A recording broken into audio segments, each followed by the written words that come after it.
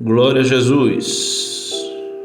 Vamos à meditação da palavra. Primeira carta de Paulo aos Coríntios, capítulo 9, versículo 22, diz assim: Fiz-me como fraco para os fracos, para ganhar os fracos. Fiz-me tudo para com todos, para por todos os meios chegar a salvar alguns. Hoje falaremos, neste 9º episódio deste estudo sobre os princípios elementares da obra missionária, sobre a sabedoria. A Bíblia diz que, no livro de Provérbios 11:30, que aquele que ganha almas é sábio. E o apóstolo Paulo falou dessa sabedoria, conforme o texto que nós lemos, para por todos os meios chegar a salvar alguns. É claro que em momento nenhum Paulo foi rebelde à sã doutrina, como ele próprio fala no versículo 21, não estando sem lei para com Deus, mas debaixo da lei de Cristo. Ele não negou a fé. Mas o que o apóstolo dos gentios quis dizer foi que usou de todos os métodos possíveis, ou seja, aqueles que não ferem a santidade de Deus e as sagradas escrituras, para chegar ao seu interlocutor e anunciar claramente a mensagem de salvação. É necessário salientar que foram usados métodos possíveis, sob o crivo das escrituras sagradas. E estamos dando essa ênfase para evitar os espetáculos circenses, as arenas de vale tudo ou desfile de moda, como pretexto para ganhar almas.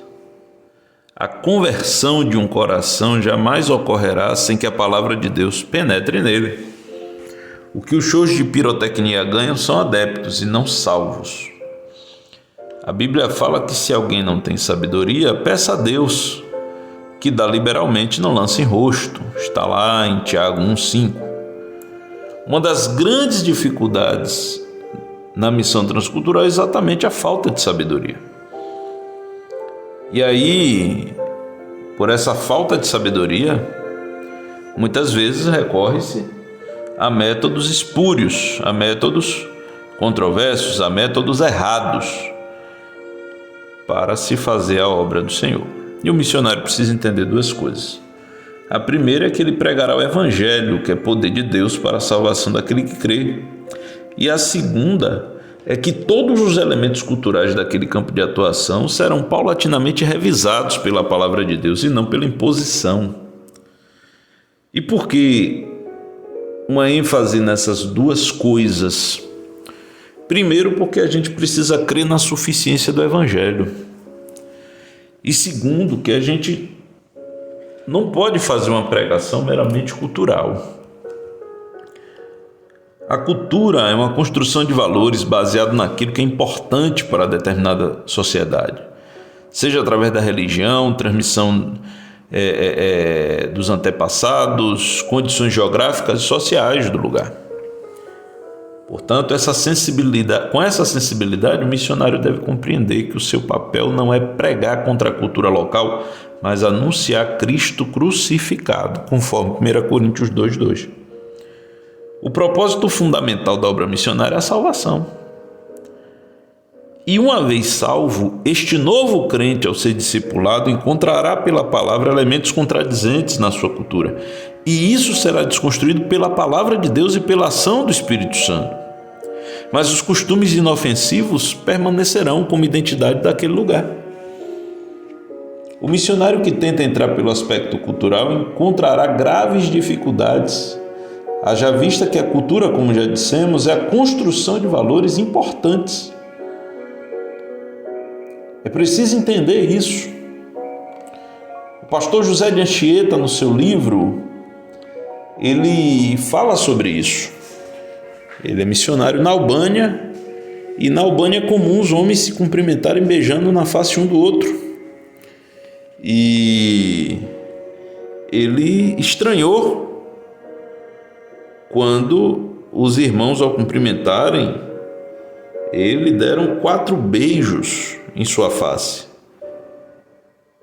Isso não é, no Brasil, costume. Mas menosprezar os costumes locais pode inviabilizar o trabalho. Existem lugares, por exemplo, que arrota após a refeição é a forma de elogiar o alimento e expressar gratidão. Em outros lugares é proibido cumprimentar alguém com a mão esquerda, que é símbolo de impureza ou de falsidade. Em outros lugares, a impontualidade é tratada como desrespeito. E o missionário precisa estar atento a esses detalhes para não perder espaço por mera desatenção. O missionário não pode achar simplesmente não. Eles têm que se adequar a mim. Não, de forma alguma.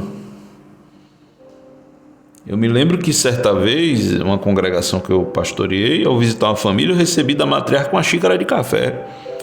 Aceitei, mas o que me chamou a atenção depois do café ser servido foi um comentário de um dos filhos da irmã, de que a irmã gostava muito de mim, porque aquela xícara ela só servia em ocasiões especiais ou a pessoas muito queridas. E por que eu trago esse exemplo? Porque sempre utilizamos da simbologia para comunicarmos apreço ou desinteresse por alguém. E por isso a não compreensão dos elementos culturais locais pode causar tanto prejuízo para o missionário. Jesus ele chamou a atenção sobre isso em Lucas 7, do 44 ao 47, quando ele fala: Simão, vês tu essa mulher? Entrei em tua casa e não me deste água para os pés, mas esta regou-me os pés com lágrimas e os enxugou com os cabelos da sua cabeça. Não me deste ósculo, mas esta, desde que entrou, não tem cessado de me beijar os pés. Não me ungiste a cabeça com óleo, mas esta ungiu-me os pés com unguento. Por isso te digo que os seus muitos pecados lhe são perdoados, porque muito amou. Mas aquele a quem pouco é perdoado, pouco ama. E como um gesto pode comunicar tanto? Jesus estava na casa de Simão, que havia convidado. Simão era fariseu, mas o gesto daquela mulher chamou a atenção de todos, inclusive de Simão, que dizia consigo que Jesus não poderia ser profeta por aceitar ser tocado por uma mulher pecadora. E na cultura da época, chamar uma mulher de pecadora era literalmente falar que aquela mulher havia cometido algum pecado sexual, provavelmente a prostituição. E Jesus, ele faz alegações baseadas na cultura local, porque a recepção de Simão comunicou alguma coisa aos presentes. E eu trago aqui um relato de um comentário histórico-cultural que diz assim: quando Cristo chegou ao banquete, o fariseu omitia os atos de cortesia geralmente dedicados aos hóspedes mais ilustres. Seu ato de menosprezo pode ter sido pequeno, mas muito significativo naquela cultura. A falta destes detalhes de hospitalidade era a maneira de Simão indicar aos outros convidados que ainda não havia se decidido sobre a importância desse pregador itinerante. Ele também havia deixado claro, de maneira sutil, mas claramente inequívoca, que embora a festa fosse em honra a Cristo, Simão considerava que seu convidado estivesse em uma posição social e espiritualmente inferior. Então veja que um simples gesto de Simão fariseu revela tantas coisas quando nós conhecemos a cultura local. Simão, com aquele gesto, ele demonstrou dúvidas sobre quem era Jesus e também se colocou numa posição social e espiritualmente superior a Jesus.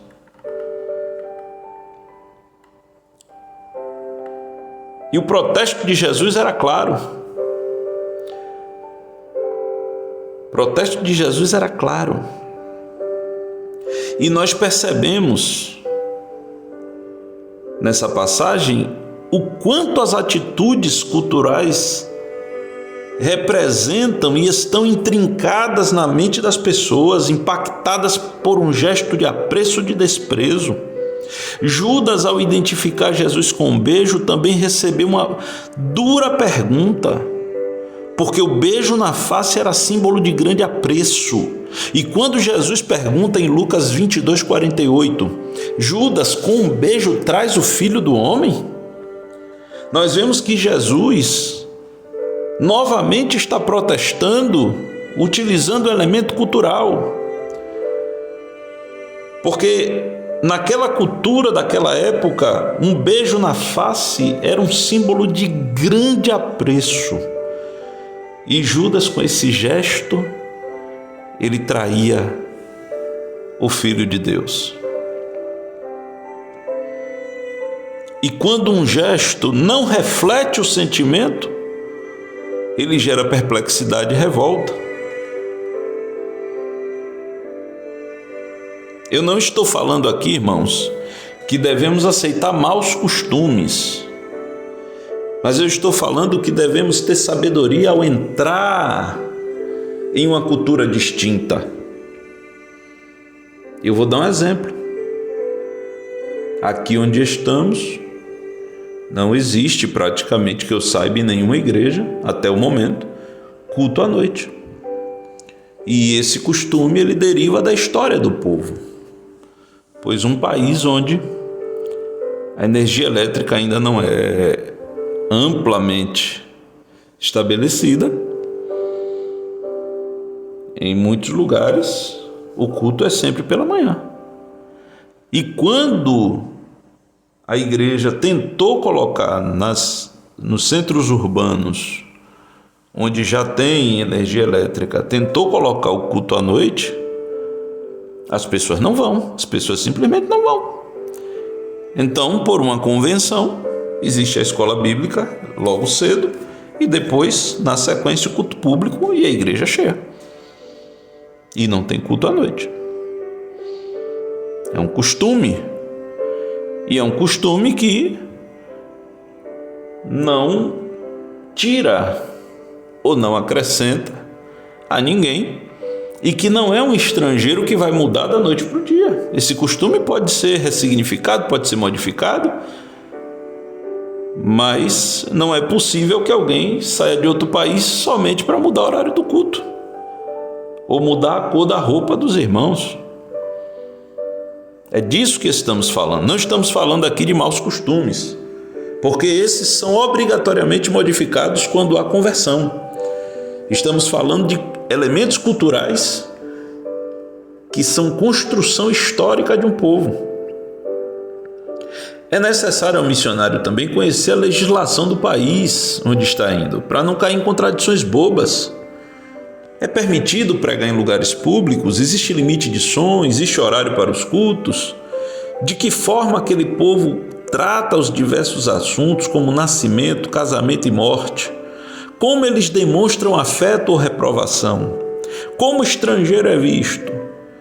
Essas e outras indagações são importantes para que o missionário tenha uma melhor adaptação ao lugar de atuação. Conhecendo um pouco melhor o ambiente, esse processo é facilitado. Aqui, por exemplo, o choro é compreendido como uma manifestação de tristeza. Então é difícil alguém chorar no culto. As pessoas se alegram, as pessoas celebram, as pessoas sentem a presença de Deus, falam em línguas, mas o choro é visto como uma extrema tristeza. Isso é um elemento cultural. É proibido chorar? Não. A Bíblia fala para chorar. Mas é preciso conhecer esse elemento. A melhor forma de adquirir esse conhecimento é perguntando e observando, sempre com o coração disposto. A logística no campo também requer certos cuidados com a segurança, porque o estrangeiro é sempre o mais vulnerável do lugar. Fazer-se tudo para com todos, para por todos os meios chegar a salvar alguns, é o que Paulo fez quando foi conduzido ao Areópago por alguns filósofos epicureus estoicos. Ele havia observado diversos altares dedicados às mais diversas divindades. E Paulo aproveita a oportunidade e concentra-se no ponto de convergência mais viável para iniciar o seu discurso, que é o altar dedicado ao Deus desconhecido. Está lá em Atos 17, 23. E quando ele revela a intimidade com esse Deus, que era desconhecido dos atenienses, ele segue falando em linguagem acessível a eles.